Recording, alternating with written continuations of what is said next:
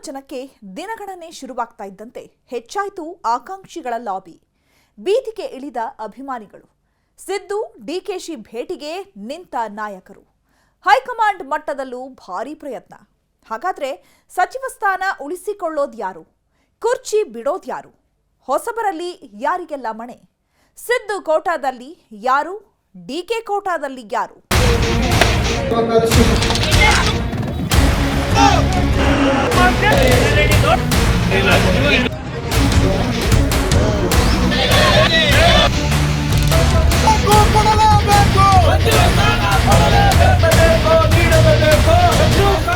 ಪೂರ್ಣವಾದ ವಿಶ್ವಾಸ ಇದೆ, ಈ ಬಾರಿ ನನಗೆ ಅನ್ಯಾಯ ಆಗಬೇಕು ಅಂತ ಆಸೆ ಇದೆ.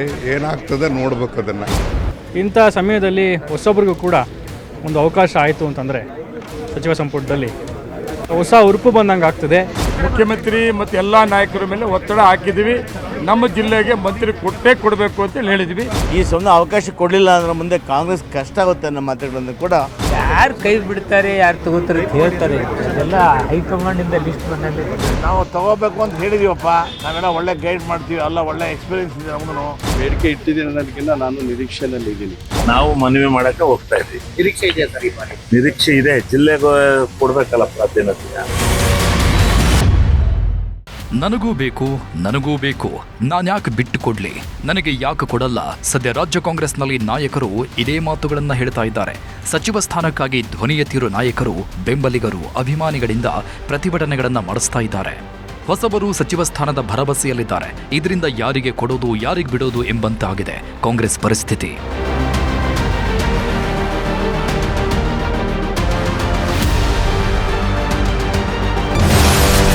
ಬೇಕೇ ಬೇಕು ಎಂದ ನಾಯಕರು, ಬೀದಿಗೆ ಇಳಿದ್ರು ಬೆಂಬಲಿಗರು.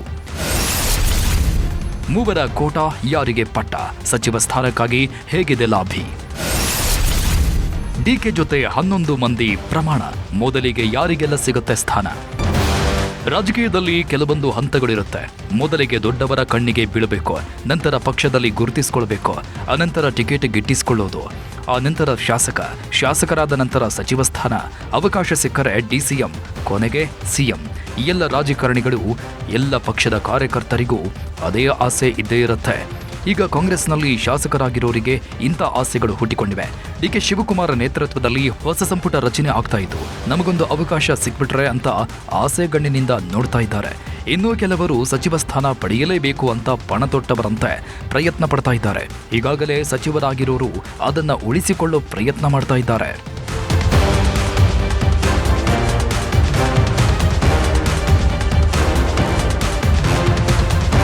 ಸಚಿವ ಸ್ಥಾನ ಸಿಗುತ್ತೆ ಅಂದ್ರೆ ಯಾರು ತಾನೇ ಬೇಡ ಅಂತಾರೆ? ಅದೇ ರೀತಿ ಸಚಿವ ಸ್ಥಾನ ಹೋಗುತ್ತೆ ಅಂದ್ರೆ ಯಾರು ತಾನೇ ಸುಮ್ಮನೆ ಇರ್ತಾರೆ ಹೇಳಿ? ಈಗ ಸಚಿವ ಸ್ಥಾನ ಪಡೆದುಕೊಳ್ಳೋಕೆ ಮಾತ್ರ ಅಲ್ಲ, ಹಿರಿಯ ನಾಯಕರು ತಮ್ಮ ಸಚಿವ ಸ್ಥಾನಗಳನ್ನು ಉಳಿಸಿಕೊಳ್ಳೋದಕ್ಕೂ ನಾನಾ ರೀತಿಯ ಪ್ರಯತ್ನಗಳನ್ನ ಮಾಡ್ತಾ ಇದ್ದಾರೆ. ಈ ಹಿಂದೆ ಸಿದ್ದರಾಮಯ್ಯ ಹಿಂದೆ ಇದ್ದ ನಾಯಕರು ಸಹ ಡಿಕೆಶಿ ಭೇಟಿಯಾಗಿ ಸಚಿವರಾಗಿ ಮುಂದುವರಿಯುವ ಇಂಗಿತ ವ್ಯಕ್ತಪಡಿಸಿದ್ದಾರೆ. ಸಿದ್ದರಾಮಯ್ಯ ಸಹ ಸಂಪುಟ ರಚನೆಯಲ್ಲಿ ಪ್ರಮುಖ ಪಾತ್ರ ವಹಿಸುವುದರಿಂದ ಅವರನ್ನು ಭೇಟಿಯಾಗಿ ಸಚಿವ ಸ್ಥಾನ ಉಳಿಸಿಕೊಳ್ಳುವ ಪ್ರಯತ್ನಗಳನ್ನು ಮಾಡ್ತಾ ಇದ್ದಾರೆ.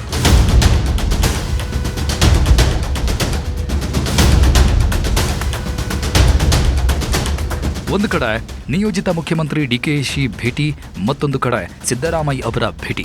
ಅದು ಸಾಲದು ಅಂತ ಸೀದಾ ದೆಹಲಿ ಫ್ಲೈಟ್ ಹತ್ತಿ ಹೈಕಮಾಂಡ್ ಅನ್ನು ಭೇಟಿಯಾಗಿ ಹೈ ಲೆವೆಲ್ನಲ್ಲೇ ಲಾಭಿ ಮಾಡ್ತಾ ಇದ್ದಾರೆ. ಹಿರಿಯರಾಗಿರೋ ಕಾರಣ ಮುಂದಿನ ಬಾರಿ ಸಚಿವ ಸ್ಥಾನ ಸಿಗುತ್ತೋ ಇಲ್ವೋ, ಅಸಲಿಗೆ ಮುಂದೆ ನಾವು ಗೆಲ್ತೀವೋ ಇಲ್ವೋ ಅನ್ನೋ ಭಯದಲ್ಲಿ 2 ವರ್ಷ ಸಚಿವರಾಗಿ ಮುಂದುವರಿಯುವ ಪ್ರಯತ್ನಗಳನ್ನ ಮಾಡ್ತಾ ಇದ್ದಾರೆ. ತಾವು ಮಾಡ್ತಾ ಇರೋ ಪ್ರಯತ್ನ ಸಾಲದು ಅಂತ ಬೆಂಬಲಿಗರು, ಅಭಿಮಾನಿಗಳ ಮೂಲಕವೂ ಒತ್ತಡ ಹಾಕುವ ಕೆಲಸವನ್ನ ಮಾಡ್ತಾ ಇದ್ದಾರೆ.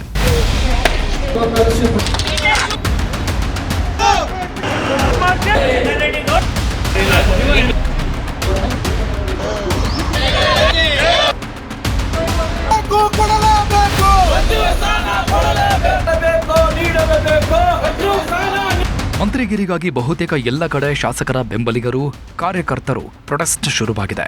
ಎಚ್.ಸಿ. ಮಹದೇವಪ್ಪನವರನ್ನ ಡಿಸಿಎಂ ಮಾಡಿ ಅಂತ ನಂಜನಗೂಡಿನ ಅಂಬೇಡ್ಕರ್ ವೃತ್ತದಲ್ಲಿ ಕಾಂಗ್ರೆಸ್ ಕಾರ್ಯಕರ್ತರು ಹಾಗೂ ಅಭಿಮಾನಿಗಳು ಪ್ರತಿಭಟನೆ ಮಾಡಿದ್ದಾರೆ. ಎಚ್.ಸಿ. ಮಹದೇವಪ್ಪ ಭಾವಚಿತ್ರ ಹಾಗೂ ಬ್ಯಾನರ್ ಹಿಡಿದು ಹೈಕಮಾಂಡ್ ಮೇಲೆ ಒತ್ತಡ ಹೇರುವ ಪ್ರಯತ್ನ ಮಾಡಿದ್ರು. ನಂಜನಗೂಡು ಮಾತ್ರ ಅಲ್ಲ, ಬೆಂಗಳೂರಲ್ಲೂ ಸಹ ಮಹದೇವಪ್ಪ ಮತ್ತು ಪರಮೇಶ್ವರ ಪರವಾಗಿ ಪ್ರತಿಭಟನೆಗಳು ನಡೆದವು. ಕಾಂಗ್ರೆಸ್ ಬಲಗೈ ನಾಯಕರನ್ನ ಕಡೆಗಣಿಸುತ್ತಲೇ ಬಂದಿದೆ. ಸಿಎಂ ಆಗುವ ಅವಕಾಶ ಇದ್ರೂ ಕೊಟ್ಟಿಲ್ಲ. ಹಾಗಾಗಿ ಈ ಬಾರಿ ಡಿಸಿಎಂ ಸ್ಥಾನವನ್ನಾದರೂ ಕೊಡಬೇಕು ಅಂತ ಬಲಗೈ ಸಮುದಾಯದವರು ಆಗ್ರಹಿಸಿದ್ರು.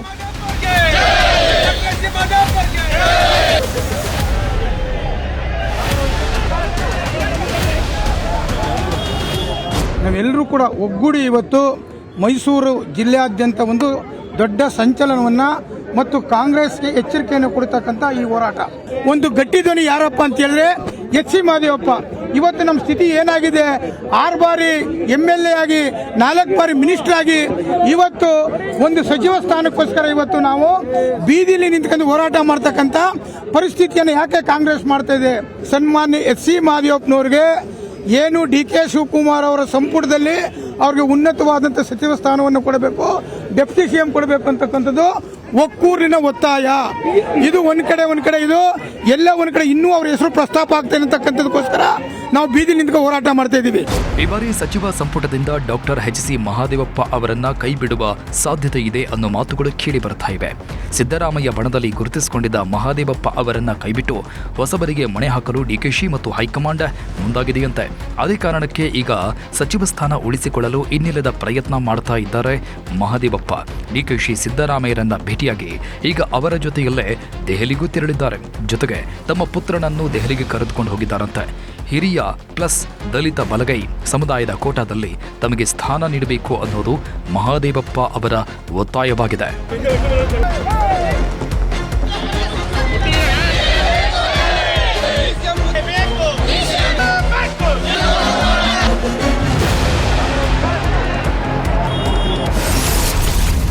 ಸಂತೋಷ್ ಲಾಡ್, ಗಣೇಶ್ ಹುಕ್ಕೇರಿ ಬೆಂಬಲಿಗರಿಂದಲೂ ಪ್ರತಿಭಟನೆ. ಸಿದ್ದರಾಮಯ್ಯ ಬಣದಲ್ಲಿ ಕಾರ್ಮಿಕ ಸಚಿವರಾಗಿದ್ದ ಸಂತೋಷ್ ಲಾಡ್ ಅವರು ಸಿದ್ದರಾಮಯ್ಯ ಕೆಳಗೆ ಇಳಿತಾ ಇದ್ದಾರೆ ಅನ್ನೋದು ಗೊತ್ತಾಗ್ತಾ ಇದ್ದಂತೆ ಅವರನ್ನ ನೆನಪಿಸಿಕೊಂಡು ಗಳಗಳನೇ ಕಣ್ಣೀರು ಹಾಕಿದ್ರು. ಸದ್ಯ ಅವರು ಡಿಕೆಶಿ ಸಂಪುಟದಲ್ಲಿ ಇರ್ತಾರಾ ಇಲ್ವಾ ಅನ್ನೋದು ಗೊತ್ತಿಲ್ಲ. ಅವರು ಸಹ ಸಚಿವ ಸ್ಥಾನಕ್ಕಾಗಿ ಹೆಚ್ಚು ಪ್ರಯತ್ನ ಮಾಡ್ತಾನೂ ಇಲ್ಲ. ಸಿಕ್ಕಿದ್ರೆ ಸಿಗಲಿ, ಇಲ್ಲ ಅಂದ್ರೆ ಓಕೆ ಅನ್ನೋ ರೀತಿ ಇದ್ದಾರೆ. ಆದರೆ ಅವರ ಬೆಂಬಲಿಗರು ಮಾತ್ರ ಸಂತೋಷ್ ಲಾಡ್ ಅವರಿಗೆ ಡಿಸಿಎಂ ಸ್ಥಾನವನ್ನೇ ಕೊಡಬೇಕು ಅಂತ ಪಟ್ಟು ಹಿಡಿದಿದ್ದಾರೆ.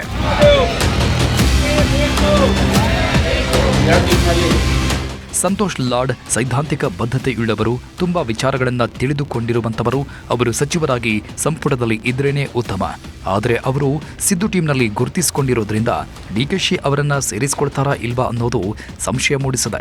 ಅದಕ್ಕೆ ಈಗ ಲಾಡ್ ಬೆಂಬಲಿಗರು ಸಂತೋಷ್ ಲಾಡ್ರನ್ನ ಡಿಸಿಎಂ ಮಾಡುವಂತೆ ಬೀದರ್ನಲ್ಲಿ ಸುದ್ದಿಗೋಷ್ಠಿ ನಡೆಸಿದರು. ಮರಾಠ ಸಮುದಾಯದ ಮುಖಂಡರು ಹೈಕಮಾಂಡ್ ಮೇಲೆ ಒತ್ತಡ ಹೇರುವ ಪ್ರಯತ್ನ ಮಾಡಿದ್ದಾರೆ. ಕಾರ್ಮಿಕ ಸಚಿವರಾಗಿ ಅನೇಕ ಜನಪರ ಯೋಜನೆಗಳು ಜಾರಿಗೆ ತಂದಿದ್ದಾರೆ. ಬುದ್ಧ, ಬಸವ, ಅಂಬೇಡ್ಕರ್ ವಿಚಾರಗಳಂತೆ ಕೆಲಸ ಮಾಡ್ತಿದ್ದಾರೆ. ಹೀಗಾಗಿ ಲಾಡ್ ಅವರನ್ನ ಡಿಸಿಎಂ ಮಾಡಿ ಅಂತ ಮನವಿ ಮಾಡಿದ್ರು. ಇವರಷ್ಟೇ ಅಲ್ಲದೆ ಶಾಸಕ ಗಣೇಶ್ ಹುಕ್ಕೇರಿಗೂ ಸಚಿವ ಸ್ಥಾನ ನೀಡುವಂತೆ ಆಗ್ರಹಿಸಿ ಚಿಕ್ಕೋಡಿಯಲ್ಲಿ ಪ್ರತಿಭಟನೆ ಮೆರವಣಿಗೆಯನ್ನ ಮಾಡಲಾಗಿದೆ. ಹುಕ್ಕೇರಿ ಬೆಂಬಲಿಗರು ಹಾಗೂ ಕಾರ್ಯಕರ್ತರು ದೊಡ್ಡ ಮಟ್ಟದಲ್ಲೇ ಪ್ರತಿಭಟನೆ ಮಾಡಿದ್ದಾರೆ. ಗಣೇಶ್ ಹುಕ್ಕೇರಿ ಪೋಸ್ಟರ್ಗಳನ್ನ ಹಿಡಿದುಕೊಂಡು ಘೋಷಣೆಗಳನ್ನ ಕೂಗಿ ಮೆರವಣಿಗೆ ಮಾಡಿದ್ರು.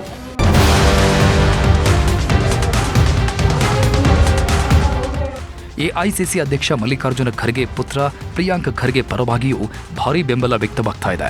ಪ್ರಿಯಾಂಕ್ ಖರ್ಗೆಗೆ ಈ ಬಾರಿ ಹೈಕಮಾಂಡ್ ಕೋಟಾದಲ್ಲೇ ಸಚಿವ ಸ್ಥಾನ ಸಿಗಬಹುದು ಅಂತ ಹೇಳಲಾಗ್ತಾ ಇತ್ತು.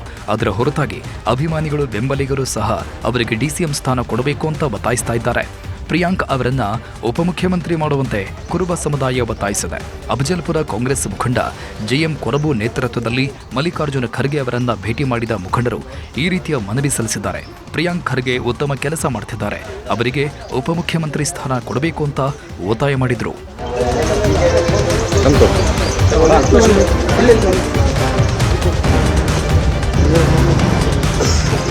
ನಮ್ಮ ಕಲಬುರಗಿ ಏನು ಇವತ್ತು ಕಲ್ಯಾಣ ಕರ್ನಾಟಕದ ಭಾಗದ ಏನು ಡೈನಮಿಕ್ ಮಿನಿಸ್ಟರ್ ಇದ್ದಾರೆ, RDPR ಮಿನಿಸ್ಟರ್ ನಮ್ಮ ಪ್ರಿಯಾಂಕಾ ಖರ್ಗೆ ಅವರು. ಈ ಒಂದು ಸಣ್ಣ ವಯಸ್ಸಿನಲ್ಲಿ ಇಂಥ ಒಂದು ನ್ಯಾಷನಲ್ ಇಂಟರ್ನ್ಯಾಷನಲ್ ಲೆವೆಲಲ್ಲಿ ಆಗ್ತಕ್ಕಂಥ ಕೆಲಸಗಳನ್ನು ಮಾಡ್ತಾ ಇದ್ದಾರೆ. ಅದಕ್ಕೆ ಈ ಸರ್ಕಾರದಲ್ಲಿ ಸದ್ಯಕ್ಕೆ ನಮ್ಮ ಡಿ.ಕೆ. ಶಿವಕುಮಾರ್ ಸರ್ಕಾರದಲ್ಲಿ ಅವ್ರಿಗೆ ಡೆಪ್ಟಿ CM ಕೊಡಬೇಕಂತ ನನ್ನ ಎಲ್ಲ ನಮ್ಮ ಕಲಬುರಗಿ ಡಿಸ್ಟ್ರಿಕ್ಟಿಂದ ಪರವಾಗಿ ನಾನು ಹೇಳಕ್ಕೆ ಇಷ್ಟಪಡ್ತೀನಿ. ಸಚಿವ ಸ್ಥಾನಕ್ಕಾಗಿ ನಾನಾ ಪ್ರಯತ್ನ, ಅಭಿಮಾನಿಗಳಿಂದ ಮೊಣಕಾಲು ಸೇವೆ. ಹಿಟ್ನಾಳ ಸಹೋದರರಿಂದ ಭಾರಿ ಲಾಭಿ, ತಿಮ್ಮಾಪುರ ಬೆಂಬಲಿಗರಿಂದಲೂ ಪ್ರತಿಭಟನೆ. ಈಗ ತಪ್ಪಿದ್ರೆ ಮತ್ತೆ ಎಂದಿಗೂ ಇಲ್ಲ ಅನ್ನೋ ರೀತಿ ಪ್ರಯತ್ನ ಮಾಡ್ತಾ ಇದ್ದಾರೆ ಕೈ ನಾಯಕರು. ಇರೋ ಅವಕಾಶವನ್ನ ಬಿಡಬಾರದು ಅಂತ ತಮ್ಮಿಂದ ಎಷ್ಟು ಸಾಧ್ಯವೋ ಅಷ್ಟು ಕಷ್ಟಪಡ್ತಾ ಇದ್ದಾರೆ. ನಾಯಕರಿಗಿಂತ ಅವರು ಬೆಂಬಲಿಗರು, ಅಭಿಮಾನಿಗಳೇ ಹೆಚ್ಚು ಆವೇದನೆ, ಆಕ್ರೋಶವನ್ನು ತೋರಿಸ್ತಾ ಇದ್ದಾರೆ. ಬಂಗಾರಪೇಟೆ ಶಾಸಕ ಎಸ್ಎನ್ ನಾರಾಯಣಸ್ವಾಮಿಗೆ ಸಚಿವ ಸ್ಥಾನ ನೀಡಲು ಆಗ್ರಹಿಸಿ ಬಂಗಾರಪೇಟೆಯಲ್ಲಿ ಬೆಂಬಲಿಗರು ಅರಬೆತ್ತಲೆ ಮೊಣಕಾಲು ಸೇವೆ ಮಾಡಿದ್ರು. ಬಂಗಾರಪೇಟೆಯ ಕೋದಂಡರಾಮಸ್ವಾಮಿ ದೇವಾಲಯದಲ್ಲಿ ವಿಶೇಷ ಪೂಜೆ ಸಲ್ಲಿಸಿ ಮೊಣಕಾಲು ಸೇವೆ ಮಾಡಿ ನಂತರ ಸಚಿವ ಸ್ಥಾನಕ್ಕೆ ಆಗ್ರಹಿಸಿದ್ರು.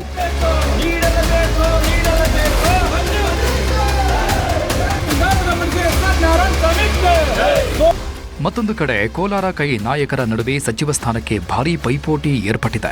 ಮುನಿಯಪ್ಪ, ಶಾಸಕ ನಾರಾಯಣಸ್ವಾಮಿ ಬೆಂಬಲಿಗರ ನಡುವೆ ವಾಕ್ಸಮರ ಕೂಡ ಜೋರಾಗಿದೆ. ಈಗಾಗಲೇ ಸಚಿವ ಸ್ಥಾನದ ರೇಸ್ನಲ್ಲಿ ಕೆಜಿಎಫ್ ಶಾಸಕಿ ರೂಪಾ ಶಶಿಧರ್ ಹೆಸರು ಮುನ್ನೆಲೆಗೆ ಬಂದಿದ್ದು, ತಮ್ಮ ಬದಲಿಗೆ ಪುತ್ರಿಗೆ ಮಂತ್ರಿ ಸ್ಥಾನ ಕೊಡಿಸಲು ಮುನಿಯಪ್ಪ ತಂತ್ರಗಾರಿಕೆ ಮಾಡ್ತಾ ಇದ್ದಾರೆ. ಆದರೆ ಶಾಸಕ ನಾರಾಯಣಸ್ವಾಮಿಗೆ ಮಂತ್ರಿ ಸ್ಥಾನ ನೀಡಬೇಕೆಂದು ಅವರ ಬೆಂಬಲಿಗರು ಆಗ್ರಹಿಸಿದ್ದಾರೆ. ಮಂತ್ರಿ ಸ್ಥಾನ ಕೈ ತಪ್ಪಿದ್ರೆ ಕಾಂಗ್ರೆಸ್ಗೆ ಬುದ್ಧಿ ಕಲಿಸ್ತೀವಿ ಅಂತ ನಾರಾಯಣಸ್ವಾಮಿ ಬೆಂಬಲಿಗರು ವಾರ್ನಿಂಗ್ ಕೊಟ್ಟರು.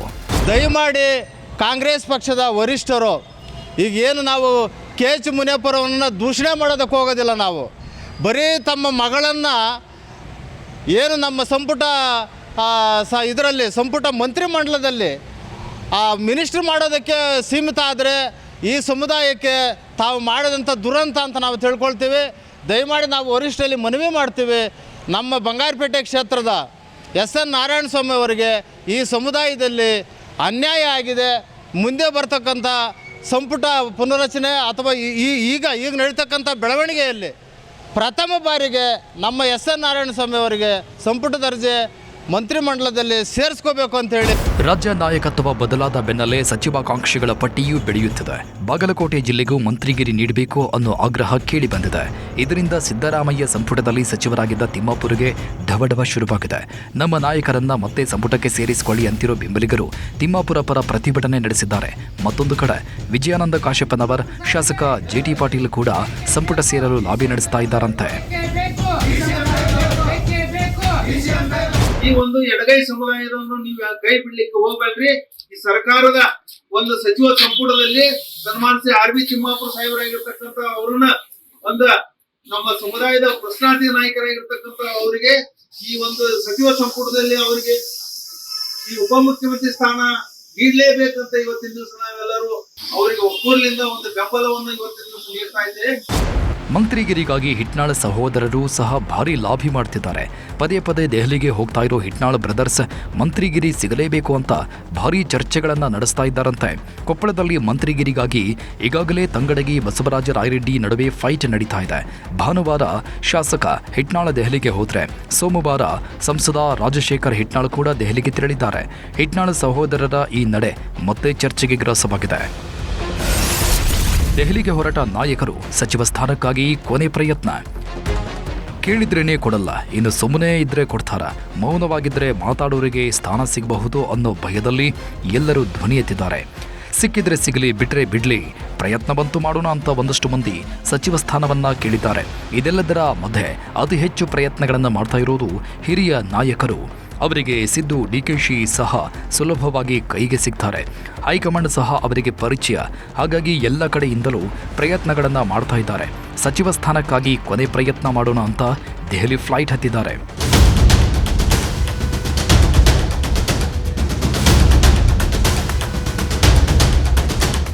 ಸಚಿವ ಸ್ಥಾನದ ಲಾಭಿ ಮಾಡೋದಕ್ಕೆ 2 ದಿನಗಳಿಂದ ಸಾಕಷ್ಟು ನಾಯಕರು ದೆಹಲಿಗೆ ಹೋಗಿದ್ದಾರೆ.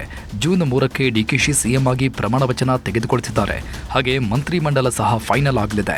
ಮೊದಲ ಬಾರಿಗೆ 11 ಜನ ಪ್ರಮಾಣ ವಚನ ತೆಗೆದುಕೊಳ್ಳೋದು ಬಹುತೇಕ ಫೈನಲ್ ಆಗಿರೋದ್ರಿಂದ ಆ ಲಿಸ್ಟ್ನಲ್ಲಿ ತಮ್ಮ ಹೆಸರು ಇರುವಂತೆ ನೋಡಿಕೊಳ್ಳುವ ಹಲವರು ಪ್ರಯತ್ನ ಮಾಡ್ತಾ ಇದ್ದಾರೆ. ಈ ಬಗ್ಗೆ ಚರ್ಚೆ ಮಾಡಲು ಸಿದ್ದರಾಮಯ್ಯ ಹಾಗೂ DK ಶಿವಕುಮಾರ್ ದೆಹಲಿಗೆ ತೆರಳಿದ್ದು, ಅವರ ಜೊತೆ ಮಹಾದೇವಪ್ಪ ಜಾರ್ಜ್ ಕೂಡ ತೆರಳಿದ್ದಾರೆ. ಸಿದ್ದರಾಮಯ್ಯ, DKಶಿ, ಮಹಾದೇವಪ್ಪ, ಜಾರ್ಜ್ ಒಂದೇ ವಿಮಾನದಲ್ಲಿ ದೆಹಲಿಗೆ ಹೋದ್ರು. ಸದ್ಯ DKಶಿ ಕ್ಯಾಬಿನೆಟ್ನಲ್ಲಿ ಹೊಸ ಮುಖ ಹಾಗೂ ಯುವಕರಿಗೆ ಆದ್ಯತೆ ಕೊಡೋ ಬಗ್ಗೆ ಚರ್ಚೆ ಆಗ್ತಾ ಇದ್ದು, ಈ ನಡುವೆ ಹಿರಿಯ ನಾಯಕರು ತಮ್ಮ ಪ್ರಯತ್ನಗಳನ್ನು ಮುಂದುವರೆಸಿದ್ದಾರೆ. ಈ ನಡುವೆ ದೆಹಲಿಗೆ ಚಲುವರಾಯಸ್ವಾಮಿ ಸಹ ತೆರಳಿದ್ದಾರೆ. ಇಂದು ನನ್ನ ಹುಟ್ಟಿದ ದಿನ, ಅವಕಾಶ ಸಿಕ್ಕರೆ ವರಿಷ್ಠರನ್ನ ಭೇಟಿ ಮಾಡುವೆ. ನಾನು ಕೃಷಿ ಸಚಿವನಾಗಿ ಕೆಲಸ ನಿರ್ವಹಣೆ ಮಾಡಿದ್ದು ತೃಪ್ತಿ ಇದೆ. ಮತ್ತೆ ಸಚಿವ ಸ್ಥಾನ ಕೊಡುವುದು ಹೈಕಮಾಂಡ್ ತೀರ್ಮಾನ ಅಂತ ಹೇಳಿದ್ರು.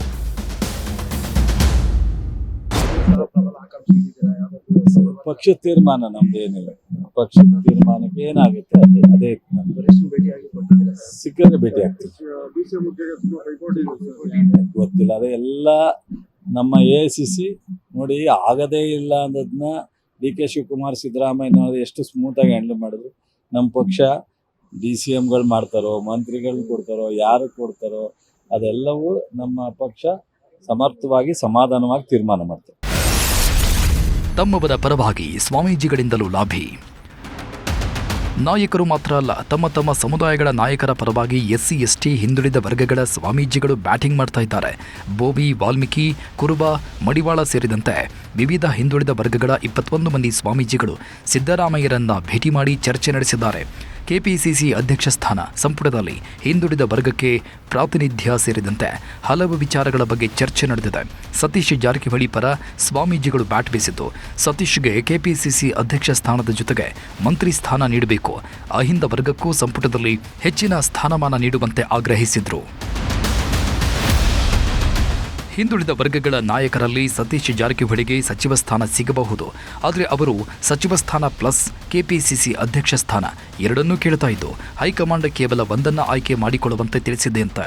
ಹಾಗಾಗಿ ಸತೀಶ್ ದೆಹಲಿಗೆ ಹೋಗಿ ಹೈಕಮಾಂಡ್ ಭೇಟಿಯಾಗಲು ತೀರ್ಮಾನಿಸಿದ್ದಾರೆ. ಇದರ ನಡುವೆ KPCC ಅಧ್ಯಕ್ಷ ಸ್ಥಾನಕ್ಕೆ ಪರಮೇಶ್ವರ್, BK ಹರಿಪ್ರಸಾದ್ ಹೆಸರುಗಳು ಕೇಳಿ ಬರ್ತಾ ಇವೆ. ಹಾಗಾಗಿ ಸತೀಶ್ ಪರ ಸ್ವಾಮೀಜಿಗಳು ಲಾಭಿ ಮಾಡಿದ್ದಾರೆ.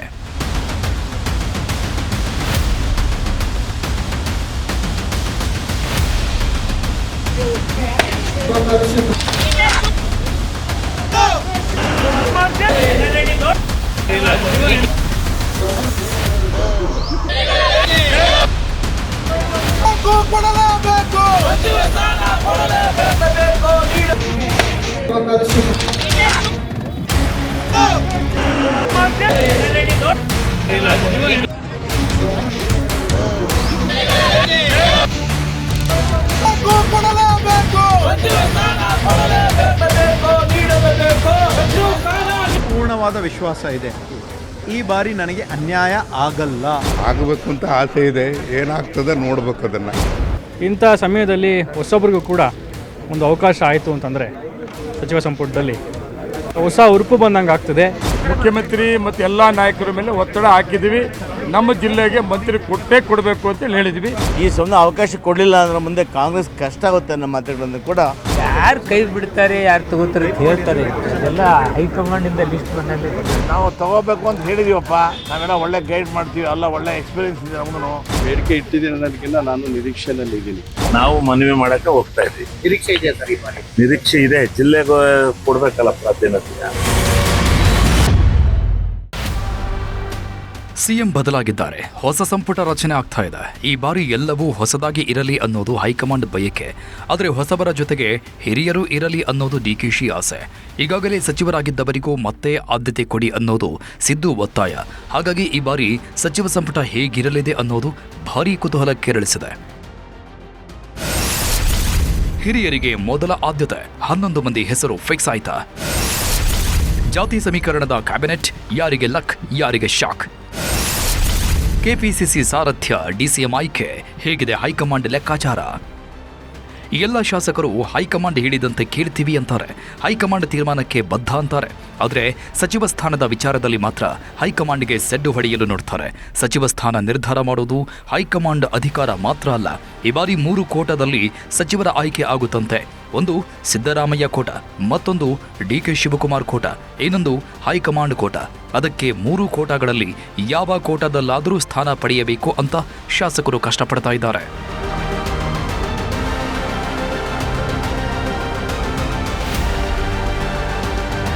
ಈಗ ಚರ್ಚೆ ಇರೋದು ಕೇವಲ ಸಚಿವ ಸ್ಥಾನದ ಬಗ್ಗೆ ಮಾತ್ರ ಅಲ್ಲ, 3 ರಿಂದ 4 DCM ಹುದ್ದೆ ಅಂತ ಹೇಳಲಾಗ್ತಾ ಇದೆ. ಹಾಗಾಗಿ ಸಮುದಾಯವಾರು DCM ಆಗಲು ಹಲವು ನಾಯಕರು ರೇಸ್ಗೆ ಬಂದಿದ್ದಾರೆ. ಇದರ ಜೊತೆಗೆ KPCC ಪಟ್ಟವೂ ಇದ್ದು ಕಾಂಗ್ರೆಸ್ ಅಧ್ಯಕ್ಷಗಿರಿಗೆ ಒಳಗೊಳಗೆ ಭಾರೀ ಲಾಬಿ ನಡೀತಾ ಇದೆ. ಈ ಎಲ್ಲ ವಿಷಯಗಳು ಈಗ ಸಿದ್ದು DKಶಿ ಹೈಕಮಾಂಡ್ ಅಂಗಳದಲ್ಲಿದ್ದು ಅವರು ಯಾರ ಹೆಸರು ಹೇಳ್ತಾರೋ ಅವರಿಗೆ ಲಾಟ್ರಿ ಹೊಡೆದಂತೆ ಅಂತ ಹೇಳಲಾಗ್ತಾ ಇದೆ. ಈಗಾಗಲೇ ಬುಧವಾರ ಪ್ರಮಾಣವಚನ ತೆಗೆದುಕೊಳ್ಳುವ 11 ಮಂದಿಯ ಹೆಸರು ಬಹುತೇಕ ಫೈನಲ್ ಆಗಿದ್ದು, ಮೊದಲ ಲಿಸ್ಟ್ನಲ್ಲಿ ಹಿರಿಯರಿಗೆ ಮಣೆ ಹಾಕಲಾಗಿದೆಯಂತೆ.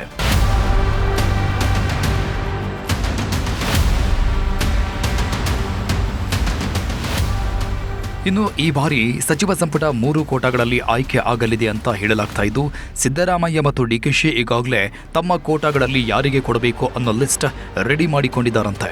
ಯಾರಿಗೆ ಕೊಟ್ರೆ ಉತ್ತಮ, ಯಾರು ತಮ್ಮ ಮಾತು ಕೇಳ್ತಾರೆ, ಯಾರಿಗೆ ಕೊಟ್ರೆ ಮುಂದಿನ ದಿನಗಳಲ್ಲಿ ತಮಗೆ ಅನುಕೂಲ ಆಗಲಿದೆ ಅನ್ನೋದನ್ನ ನೋಡಿಕೊಂಡು ಲಿಸ್ಟ್ ರೆಡಿ ಮಾಡಿದ್ದಾರಂತೆ.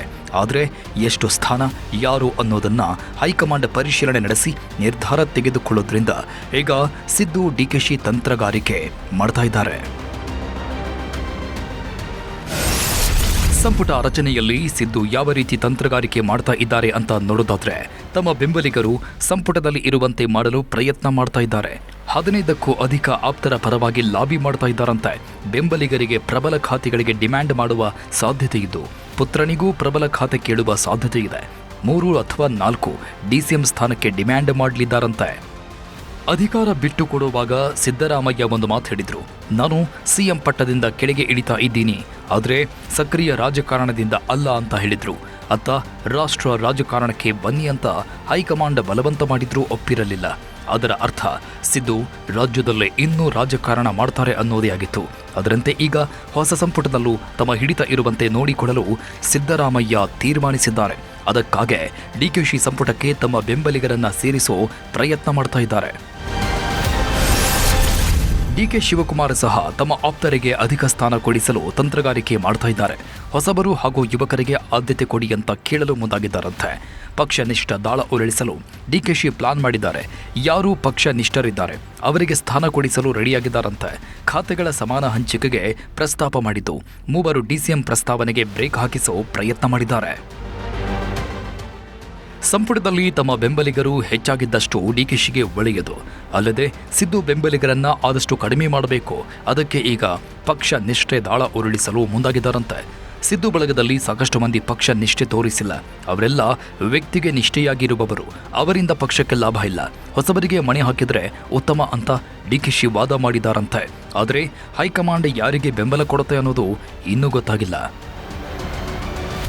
ಇನ್ನು ಈ ಬಾರಿ ಹೊಸ ಸಂಪುಟಕ್ಕೆ ಹೈಕಮಾಂಡ್ ಕೋಟಾದಲ್ಲೂ ಕೆಲವರು ಆಯ್ಕೆ ಆಗಲಿದ್ದಾರಂತೆ. ಹೈಕಮಾಂಡ್ ಸಹ ಮಲ್ಲಿಕಾರ್ಜುನ ಖರ್ಗೆ ಅವರನ್ನ ಕೇಳಿ ಒಂದಷ್ಟು ಮಂದಿಯನ್ನ ಆಯ್ಕೆ ಮಾಡಲು ತೀರ್ಮಾನಿಸಿದೆ. ಅದರಲ್ಲಿ ಪ್ರಿಯಾಂಕ್ ಖರ್ಗೆ, ಬಿಕೆ ಹರಿಪ್ರಸಾದ್ ರಂತವರು ಇರಲಿದ್ದಾರೆ ಅಂತ ಹೇಳಲಾಗ್ತಾ ಇದೆ. ಸದ್ಯ ಮೊದಲ ಲಿಸ್ಟ್ ಈಗಾಗಲೇ ಫೈನಲ್ ಆಗಿದ್ದು, ಡಿಕೆಶಿ ಜೊತೆಗೆ ಸುಮಾರು 11 ಮಂದಿ ಬುಧವಾರ ಪ್ರಮಾಣವಚನ ತೆಗೆದುಕೊಳ್ಳಲಿದ್ದಾರೆ. ಇನ್ನು ಕೆಪಿಸಿಸಿ ಪಟ್ಟಕ್ಕಾಗಿ ಸತೀಶ್ ಜಾರಕಿಹೊಳಿ ಇನ್ನಿಲ್ಲದ ಪ್ರಯತ್ನ ಮಾಡ್ತಾ ಇದ್ದು, ಅವರ ಜೊತೆಗೆ ಹರಿಪ್ರಸಾದ್, ಪರಮೇಶ್ವರ್ ಹೆಸರುಗಳನ್ನು ಹೈಕಮಾಂಡ್ ಪರಿಶೀಲನೆ ಮಾಡ್ತಾ ಇದೆಯಂತೆ.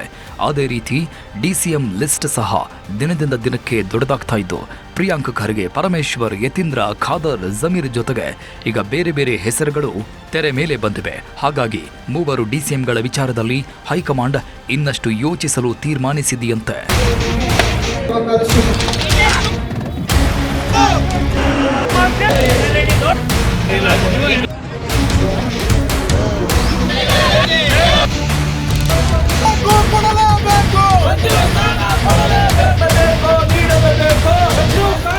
ಪೂರ್ಣವಾದ ವಿಶ್ವಾಸ ಇದೆ, ಈ ಬಾರಿ ನನಗೆ ಅನ್ಯಾಯ ಆಗಲ್ಲ. ಆಗಬೇಕು ಅಂತ ಆಸೆ ಇದೆ, ಏನಾಗ್ತದೆ ನೋಡ್ಬೇಕು ಅದನ್ನು. ಇಂಥ ಸಮಯದಲ್ಲಿ ಹೊಸೊಬ್ರಿಗೂ ಕೂಡ ಒಂದು ಅವಕಾಶ ಆಯಿತು ಅಂತಂದರೆ ಸಚಿವ ಸಂಪುಟದಲ್ಲಿ ಹೊಸ ಉರುಪು ಬಂದಂಗೆ ಆಗ್ತದೆ. ಮುಖ್ಯಮಂತ್ರಿ ಮತ್ತು ಎಲ್ಲ ನಾಯಕರ ಮೇಲೆ ಒತ್ತಡ ಹಾಕಿದ್ದೀವಿ. ನಮ್ಮ ಜಿಲ್ಲೆಗೆ ಮಂತ್ರಿ ಕೊಟ್ಟೇ ಕೊಡಬೇಕು ಅಂತ ಹೇಳಿದ್ವಿ. ಈ ಸಮಯ ಅವಕಾಶ ಕೊಡಲಿಲ್ಲ ಅಂದ್ರೆ ಮುಂದೆ ಕಾಂಗ್ರೆಸ್ ಕಷ್ಟ ಆಗುತ್ತೆ ನಮ್ಮ ಮಾತುಗಳನ್ನು ಕೂಡ. ಯಾರು ಕೈ ಬಿಡ್ತಾರೆ, ಯಾರು ತಗೋತಾರೆ ಅಂತ ಹೇಳ್ತಾರೆ. ಅದೆಲ್ಲ ಹೈಕಮಾಂಡಿಂದ ಲಿಸ್ಟ್ ಬಂದಲ್ಲಿ ನಾವು ತಗೋಬೇಕು ಅಂತ ಹೇಳಿದೀವಪ್ಪ. ನಾವೆಲ್ಲ ಒಳ್ಳೆ ಗೈಡ್ ಮಾಡ್ತೀವಿ, ಎಲ್ಲ ಒಳ್ಳೆ ಎಕ್ಸ್ಪೀರಿಯನ್ಸ್ ಇದೆ ನಮಗೂ. ಬೇಡಿಕೆ ಇಟ್ಟಿದ್ದೀನಿ ಅನ್ನೋದಕ್ಕಿಂತ ನಾನು ನಿರೀಕ್ಷೆನಲ್ಲಿ ಇದ್ದೀನಿ. ನಾವು ಮನವಿ ಮಾಡಕ್ಕೆ ಹೋಗ್ತಾ ಇದ್ದೀವಿ. ನಿರೀಕ್ಷೆ ಇದೆ ಸರ್, ನಿರೀಕ್ಷೆ ಇದೆ, ಜಿಲ್ಲೆಗೆ ಕೊಡ್ಬೇಕಲ್ಲ ಪ್ರಾಧಾನ್ಯತೆ. ಸಿಎಂ ಬದಲಾವಣೆ ವಿಚಾರ ಸಿಂಪಲ್ ಆಗಿ ಹೋಗಾಯಿತು. ಆದ್ರೆ ಸಂಪುಟ ರಚನೆ ವಿಚಾರ ಅಷ್ಟೊಂದು ಸುಲಭವಾಗಿ ಮುಗಿಯಲ್ಲ ಅನ್ನೋ ಮಾತುಗಳು ಕೇಳಿ ಬರ್ತಾ ಇವೆ. ಹಾಗಾಗಿ ಸಂಪುಟ ಸವಾಲನ್ನ ಕಾಂಗ್ರೆಸ್ ಹೈಕಮಾಂಡ್ ಹೇಗೆ ಗೆಲ್ಲುತ್ತೆ ಅನ್ನೋದನ್ನ ಕಾದು ನೋಡಬೇಕು. ಇದಾಗಿತ್ತು ಈ ಹೊತ್ತಿನ ವಿಶೇಷ. ನೋಡ್ತಾ ಇರಿ ನ್ಯೂಸ್ 18 ಜಾಲ ನಮ್ಮದು, ಬಲ ನಿಮ್ಮದು.